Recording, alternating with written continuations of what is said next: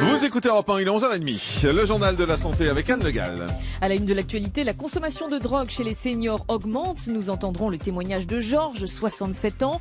La ville la plus polluée n'est pas Paris. Les particules fines nuisent plus à la santé dans 6 autres villes françaises. Et puis le fauteuil roulant dernière génération est en vedette aujourd'hui au salon de Las Vegas. C'est une innovation française.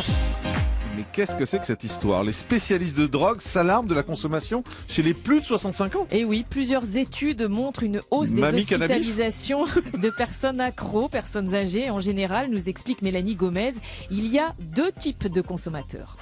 Il y a 2 profils, ceux qui se mettent à consommer sur le tard parce qu'ils dépriment par exemple une fois à la retraite ou après le décès de leur conjoint.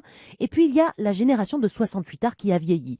Georges a 67 ans et lui c'est jusqu'à 3 joints par jour. En fait il souffre d'un glaucome, une maladie de l'œil et le cannabis remplace ses médicaments. J'ai accéléré la fumette et je me suis rendu compte que je peux rester des heures sur mon ordinateur, ça me dérange pas, je n'ai plus mal.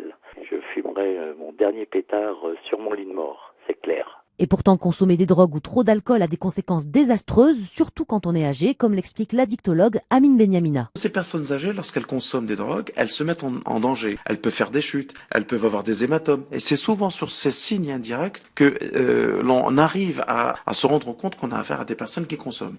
Voilà, et jeudi, on évoquera le cannabis utilisé à des fins médicales dans cette émission, parce que c'est aussi quelque chose dont on parle beaucoup en ce moment.